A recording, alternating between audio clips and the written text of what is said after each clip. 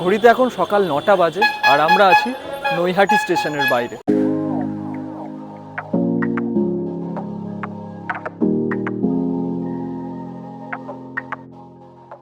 আমরা যাচ্ছি নৈহাটির বিখ্যাত বড়মার মন্দিরে।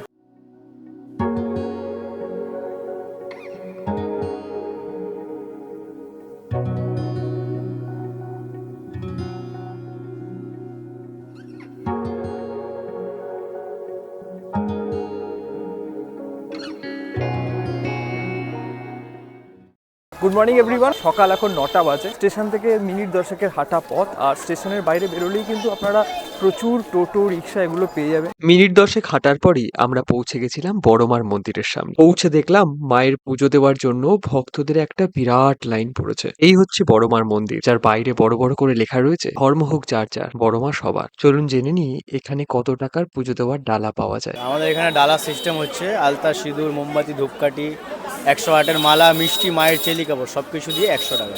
108, মানে এর থেকেও বেশি ডালা আছে? এর থেকে বেশিও আছে, 200 আছে, 300 আছে, 500 আছে। যদি তুমি শাড়ি দিয়ে করো, আচ্ছা, শাড়ি দিয়ে করলে, ছাপা শাড়ি দিয়ে করলে 300 টাকা পড়বে ডালা সমেত। তাঁতের শাড়ি দিয়ে করলে 500 টাকা পড়বে। আর বেনারসি তোমার 1500, 1600 সব আছে। পুজো দেওয়ার ডালা নিয়ে এবার আমরা চলেছি মায়ের পুজো দিতে। এখন হেঁটে হেঁটে লাইনের শেষ প্রান্ত খুঁজছি, এত বিরাট লাইন পড়েছে।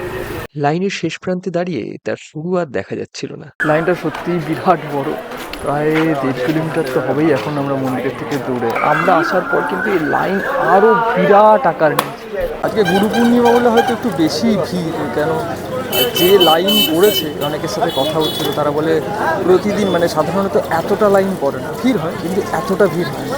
সময়ের সঙ্গে সঙ্গে আমাদের লাইনও অল্প অল্প করে এগোতে থাকলো, আর সঙ্গে বাড়তে থাকলো ভক্তদের আগমন। মন্দিরের সামনে প্রায় চলে এসেছি। 1.5 ঘন্টা লাইনে দাঁড়ানোর পর এখন একদম সামনে মন্দিরে, আর কিছুক্ষণ পরই মায়ের দর্শন করব। আমরা যখন লাইনে দাঁড়িয়েছিলাম তখন দেখলাম বেশ কিছু বয়স্ক মানুষকে কিন্তু আলাদা করে মন্দিরে প্রবেশ করার অনুমতি দেওয়া হচ্ছে।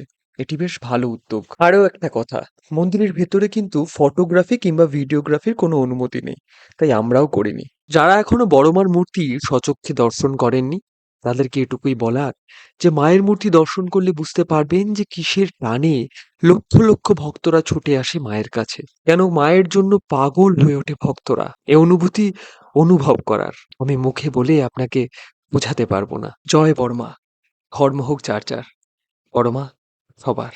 আপনি কি কখনো বড়মাকে পুজো দিতে গেছেন? যদি গিয়ে থাকেন অবশ্যই আমাদের কমেন্টে আপনার অনুভূতির কথা জানাবেন। ভিডিওটা ভালো লেগে থাকলে অবশ্যই সাবস্ক্রাইব করবেন আমাদের ইউটিউব চ্যানেলটি। আর বড়মার কাছে প্রার্থনা করি আপনাদের সবার মঙ্গল করুন।